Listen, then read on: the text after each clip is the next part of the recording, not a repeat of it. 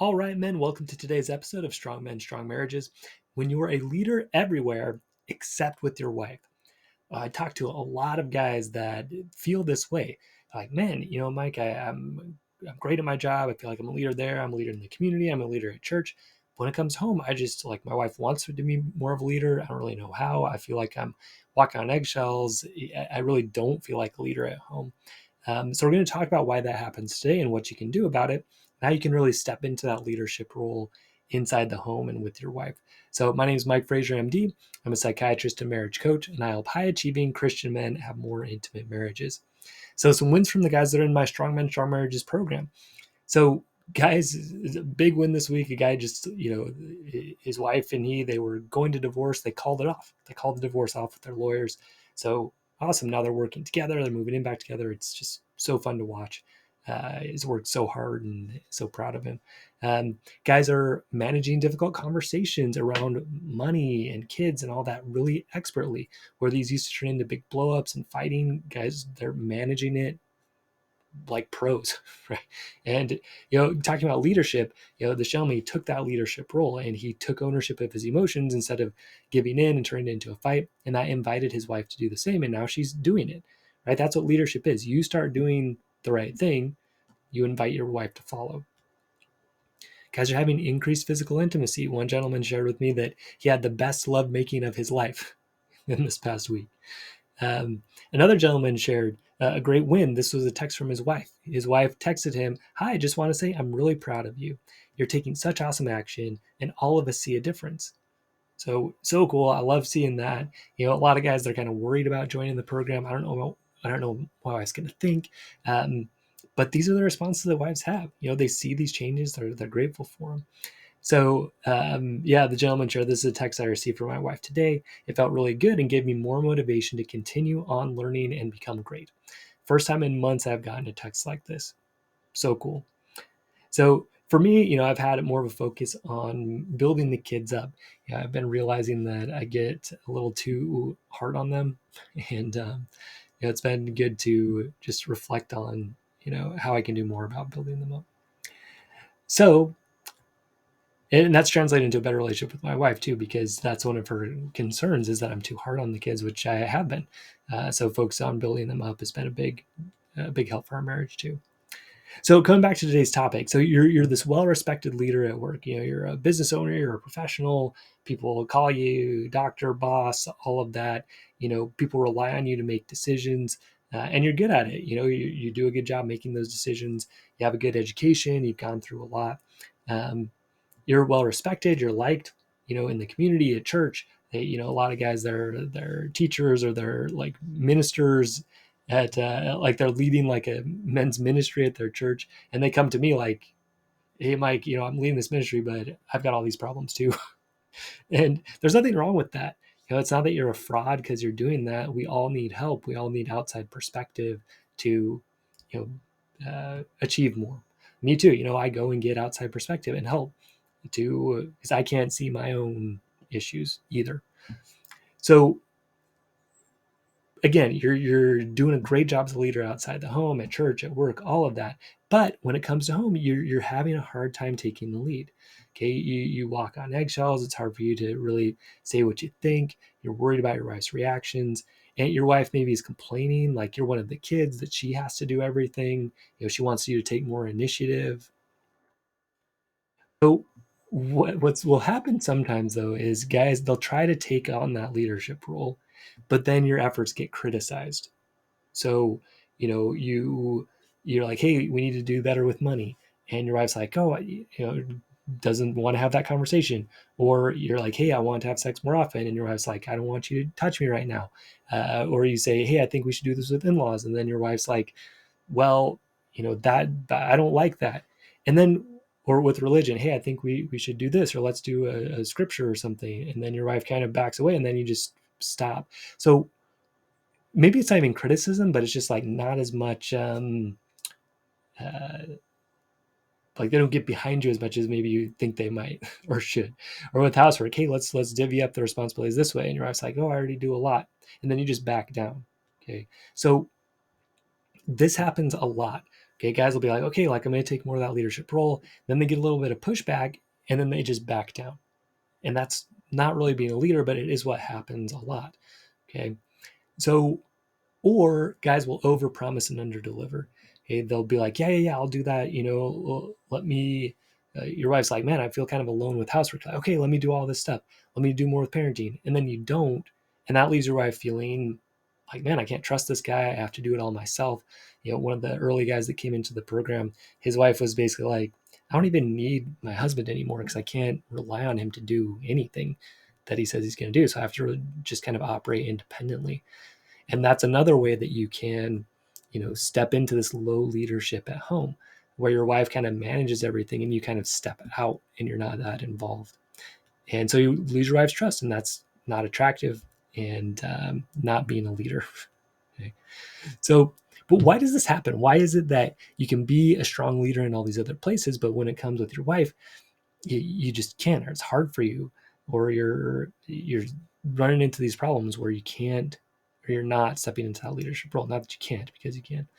So David Schnarch, he's a famous researcher, one of the guys I follow a lot. He says that our spouse's opinion becomes increasingly important to us over time. So if you've been married a long time, first of all, your wife's opinion is going to be more important to you anyway, because ideally that's the most important relationship that you have. And so what she thinks of you, how she views you, it is important, and it becomes increasingly important as you are married longer. So what happens then is when we start to learn what our wife likes, we try to do more of that. And when we learn what she doesn't like, we try to avoid that. So this is just what happens. Okay, in one of his books, he gives this example of the couple that's been married a long time sits at the meal and just doesn't talk to each other. And that's one of the ways you can tell that they've been married a long time. And some people will say, well, that's because they've already said everything they can say to each other.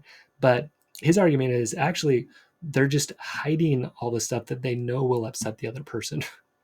And if you think about it, that's true. And that this is a big part of why you're not stepping into the leadership role, because your wife might not respond quite how you're hoping. The problem is that being a leader? If you won't take a stand that's unpopular, is that being a leader?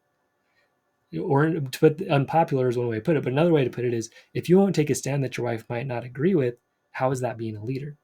It's not. Being a leader means you're doing something other people are not doing, okay? Or you're suggesting something that is different. Okay, that's what being a leader means. So what that requires, is you being able to say something she might not like, suggest something she might not like, do something she might not like. Okay, that's what it requires.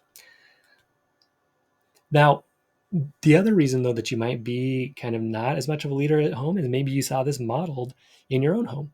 Maybe your mom was a little bit more the person in charge, and your dad kind of went along with it, and you're just kind of used to that. Your dad was more of that happy wife, happy life mindset, and that's just what you saw. So you kind of modeled it naturally. Okay, that's another reason you might not be as much of a leader at home. Where at work or these other places, you saw models of people that were good leaders, and so it's easier to step into that because you can say, oh, I can just do what be kind of like my pastor, or be kind of like my old boss, or be kind of like my work mentor. Um, that's another reason why it can be harder to step into that leadership role at home, because you didn't see it versus seeing it somewhere else. The other thing is that this concept of putting someone before yourself, self-sacrifice, everybody before me, it's definitely taught in Christian churches. I think in a way that's problematic, and people take it too far because they won't stand up for themselves. And Jesus really did stand up for himself. He was willing to have conflict. He was willing to do things people didn't like that were right. But we kind of go too far in this service thing of, well, I have to do happy wife, happy life. Being a good husband means I do everything my wife wants, no matter the cost to me. That's what true love is.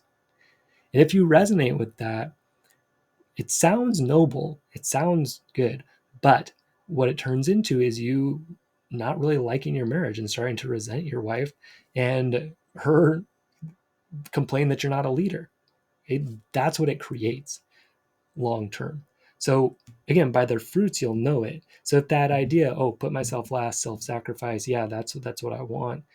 If that's not creating the kind of marriage that you want, then that mindset is not the right one for you. Okay. If you have that mindset, it is creating the marriage you want, great. But from my experience personally and professionally, when I see guys subscribe to this happy wife, happy life mindset, it does not work. It just creates resentment and their wife complaining that her husband's not a leader. So yeah, it never quite gets to happy life. Yeah, it's happy wife. Let me try to make my wife happy, happy, happy. Someday I'm going to be happy too, but that's not how it works. It doesn't work that way. So what do you need to do instead? If you want to be a leader at home, a leader with your wife. So at work, church, and in the community, again, you're willing to make those unpopular decisions when you know they're right.